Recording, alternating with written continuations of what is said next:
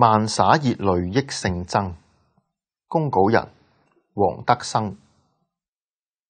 我第一次見老和尚係2012年初春喺義烏念佛堂，因為我呢個人頭腦簡單，說話想點樣講就點樣講，所以老和尚見面就批評我：你管好你嘅嘴，唔好亂講嘢。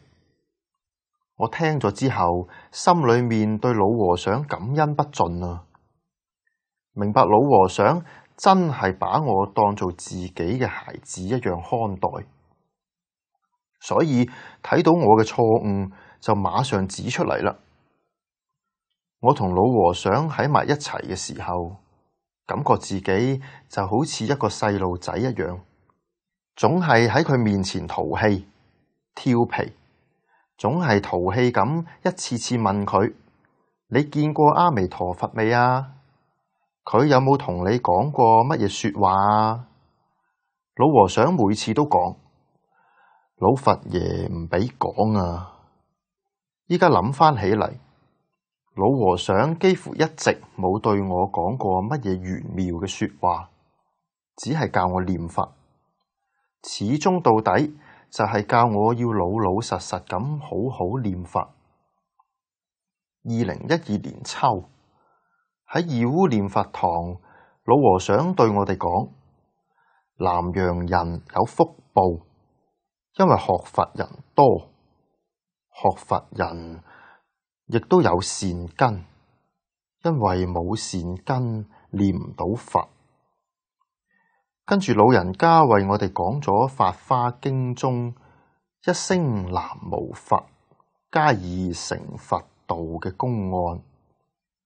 講起念佛，老和尚頭頭是道。佢話唔好以為念一句兩句就得啊，唔念到一心不亂，不算念佛。我當時想追問老和尚，一心不亂到底係一個乜嘢境界？點知說話只係講咗一半，就被老和尚打斷啦。笑住同我講：一心不亂，點樣同你講啊？冇嘢講。我聽咗之後覺得非常震撼，從梳化度企咗起身，忍唔住要同大家分享一下。點知一激動，兩隻手又不由自主咁做手勢。老和尚當時就批評我：你唔好指手畫腳，用嘴講，手唔好講。我馬上醒悟到，呢個都係自己嘅傲慢習氣又表現出嚟啦。所以對老和尚嘅慈悲指正感激淚流。劉居士問佢：你冇得過乜嘢大病啊嘛？老和尚講：我全身揾唔到冇生瘡嘅地方。一路抬起右臂俾我哋睇，一路接住講：你睇睇呢度生瘡，生到汗毛都冇啦。劉居士問：咁係點樣好返㗎？老和尚笑住講：我都冇去睇，只係顧住念阿彌陀佛，自己就好返啦。劉居士對老和尚講：佢哋想問問你，睇下你念佛有冇念出乜嘢境界？老和尚講：有乜嘢境界可以同你講啊？旁邊嘅吳居士忍唔住插嘴講：同我講講啦。老和尚微笑住講：未到時候呢，依家冇辦法講。吳居士仲係好奇咁又問咗一句：咁你見到極樂世界未啊？老和尚講：你見到咗乜嘢？老佛爺同你講咗乜嘢？都唔好講，洩露天機俾雷劈噶。你如果見到邊個都講，下一次佢永遠唔同你講啦。你如果係出家，喺戒壇裏面應該點樣修行，佢都會同你講到。鍾意出家嘅可以出家，唔鍾意出家嘅你可以做個老齋公，好好念阿彌陀佛。乜嘢時候念到一心不亂啦，老佛爺會同你稍微打個招呼。唔好講，你如果修行好，人哋心裏面都有數，都望住你，睇住你啊，好好念佛。喺我印象當中，老和尚一直都係恆順眾生，從來冇講我要做乜嘢。比如劉居士每次同佢老人家安排去參加咩活動，佢都冇推遲過一次，冇諗過自己，只諗住令眾生生歡喜心。每次出去放生或者參加咩活動，都需要好長時間。遇到老和尚嘅人都想同佢單獨影相，老和尚從來冇拒絕過，逐個配合，一直保持笑容，往往一搞就幾個鐘頭，就係年輕人都受唔住啊！曾經有一次，我車佢返念佛堂，落車嘅時候，老和尚唔好意思咁講，將你部車整濕咗啦。我問佢老人家咩事？老人家講尿濕咗啦。我當時好慚愧，眼淚馬上流咗出嚟。老和尚處處為人着想，冇廁所，佢老人家忍住尿，滿足大家嘅願望。但係我哋就冇去真正用心體諒一下呢位100幾歲嘅老人家。老和尚唔鍾意麻煩人，佢只要嚟南陽，我就同佢講：你有乜嘢事就叫佢哋隨時嗌我隨叫隨到，想去邊度玩，我馬上就車你去。但係老和尚一次都冇出去玩過，需要到西峽縣去買念珠同人結緣嘅時候，佢提前幾日就會問我最近有咩事情，一定係聽到我話唔係太忙，佢先至話我知佢準備去嘅日子。每次我送佢返寺院，佢老人家都一定會俾我一啲番薯、花生之類嘅土特產帶返去，為咗令老人家生歡喜心，我每次都乖乖咁歡喜接受。生活當中，俾我印象最深嘅係同老和尚沖嘅幾次涼。第一次係喺義烏念佛堂，因為條件有限，唔係太方便，所以後來老和尚再需要沖涼，我就請佢到我屋企去沖。有一次喺我哋屋企，我同老和尚沖涼，劉居士煮飯，我妻子返咗工，屋企裏面就得我哋3個人。劉居士同老和尚買嘅內衣放喺我車裏面，唔記得咗攞出嚟。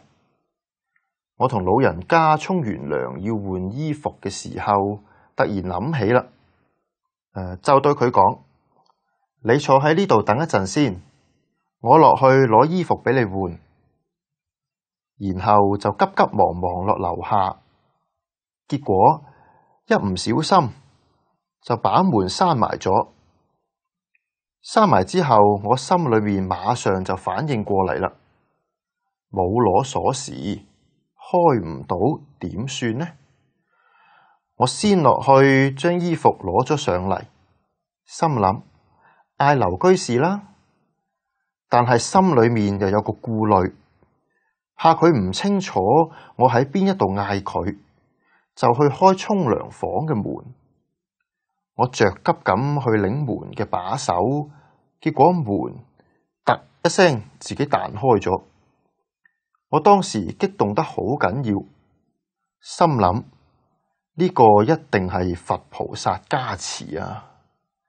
佛菩薩係喺度話我知，只要你心誠，唔係為自己，佛菩薩一定加持你，幫你將門打開。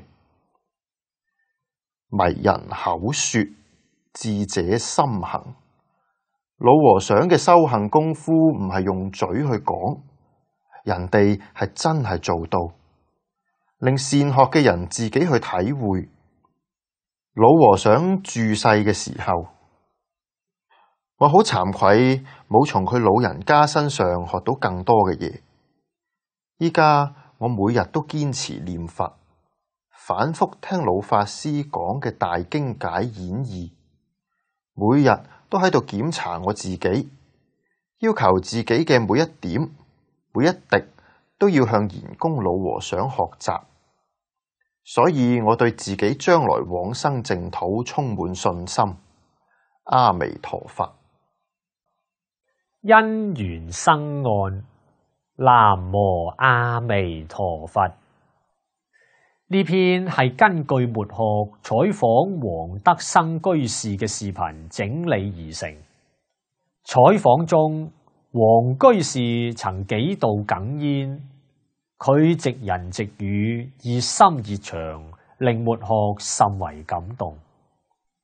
實則黃居士對賢公體貼入微，賢公法體入缸之前，仲係佢親手為老人家沐浴。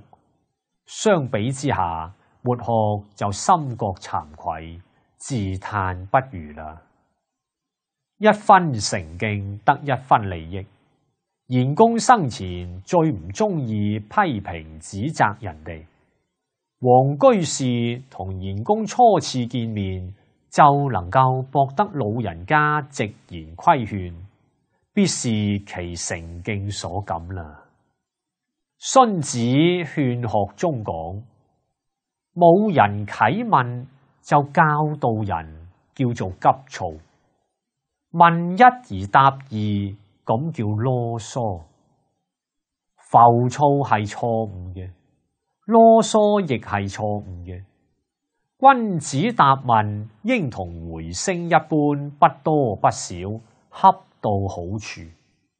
而佛法最重師道。所謂只聞來學，未聞往教。佛菩薩雖是同體大悲，無緣大慈，若無眾生請法，佢亦唔會無問自說。賢公在嘅時候，我輩凡夫對面不識，好少有人請法。如今末學向好多人問及對老和尚嘅印象，竟然好少有人談及智慧兩個字。末學猜想，眾人雖聽師父上人不厭其煩咁讚歎賢公，恐怕論及智慧，必懷疑惑，卻不思無量壽經喜信論曾道，不到文殊智海，難入普賢行門。